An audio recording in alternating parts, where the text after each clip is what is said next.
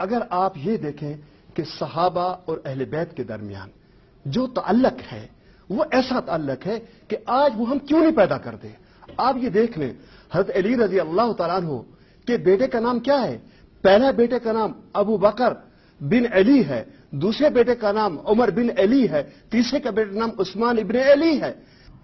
مولا علی شیر خدا کی اولاد کے بارے میں ایک اور روایت لی ہے، قال کمال الدین، چوتھی روایت ہے ایک اور اس روایت سے پھر بیان کیا ہے. آپ اس کا مطلب ہے اختلاف ہی نہیں ہے، تمام روایات اس بات پر متفق ہیں کہ آپ کے صاحبزادے ابو بکر، عمر اور عثمان تھے.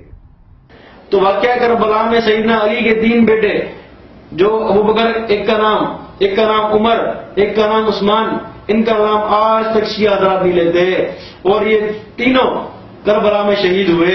بسم اللہ الرحمن الرحیم.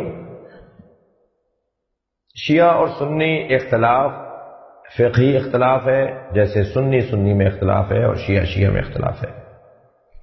شیعہ اور سنی اختلاف تاریخی واقعات اور تاریخی حقائق پر اختلاف نظر کا اختلاف ہے. شیعہ سنی اختلاف عقائد کا اختلاف ہے، مگر اختلاف امت پیغمبر رحمت الہی ہے اگر اسے تحقیق کی نگاہوں سے دیکھا جائے. پوری کائنات اختلاف لیل و نہار پہ چل رہی ہے.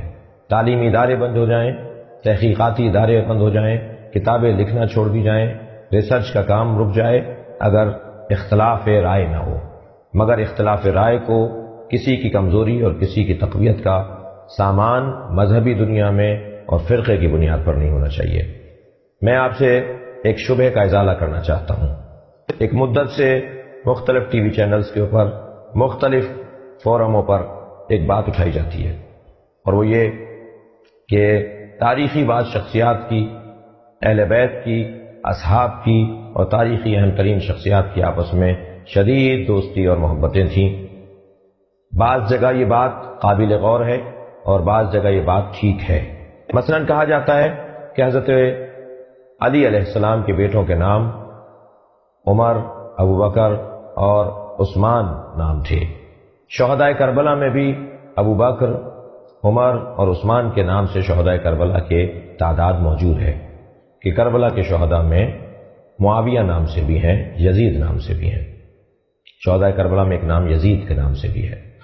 لہذا پہلی بات تو یہ کہ نام کیا اس بنیاد پہ رکھے جاتے تھے کہ یزید کیونکہ بہت برا ہے تو ہم برے آدمی کا نام رکھ رہے ہیں، معاویہ کیونکہ بقول آپ کے بہت اچھا ہے اس لیے ہم کسی اچھے آدمی کا نام رکھ رہے ہیں. نام ہے اور سمیتموہا کا عنوان ہے، شناخت کا ذریعہ ہے. ناموں کی بنیاد پر عقائد کی انتقالی اور منتقلی نہیں ہوتی. اگر کسی کا نام یزید ہے تو اس کا مطلب یہ نہیں ہے کہ وہ یزید کا پرستار ہے. کسی کا نام معاویہ ہے تو اس کا مطلب یہ نہیں ہے کہ وہ ان کا دشمن ہے یا ان کا چاہنے والا ہے. یا فرض کریں بعض جگہ نام ایسے ہوتے ہیں جو نامفہوم ہوتے ہیں اور ان کا کوئی مطلب نہیں ہوتا. تو جہاں تک بات ناموں کی ہے تو کربلا کے شہداء میں یزید نام سے بھی ہے اور ابو بکر، عمر، عثمان نام سے بھی ہے. اگر کوئی یہ کہتا ہے کہ ہم ان ناموں پر کیوں نہیں بات کرتے تو عشرہ اولیٰ کے اندر اہل بیت پیغمبر کے فضائل اور مصائب جو شہداء کربلا میں اہل بیت پیغمبر ہیں ان کی تعداد کو بھی مکمل طور پر بیان نہیں کیا جا سکتا وقت کی تنگی کی وجہ سے.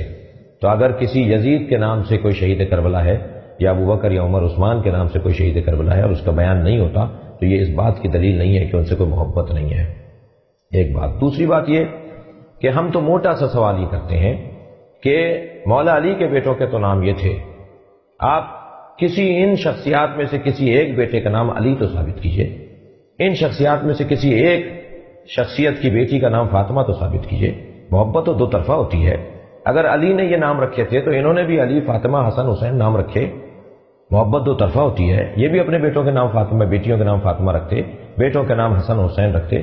80 سال تک اگر کوئی فاطمہ نام سے خاتون مل جاتی تھی تو اسے کوڑے مارے جاتے تھے. نبی کی رحلت کے بعد سے 80 سال تک مسلمانوں کے درمیان حسن و حسین نام رکھنے پہ پابندی تھی. ظلم اہل بیت پر اتنا ہوا کہ اہل بیت کے نام بھی اگر کوئی رکھ لیتا تھا تو عدالت میں اس کی گواہی قبول نہیں کی جاتی تھی.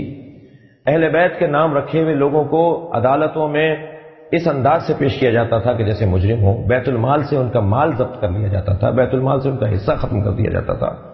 اگر مولا علی نے اپنے بچوں کے نام یہ رکھے تو موٹا سا سوال یہ ہے کہ ان حضرات نے بھی علی, فاطمہ, حسن, حسین نام رکھے. کوئی ایک نام اگر آپ کے پاس ہو تو ہمیں بتا دیجیے.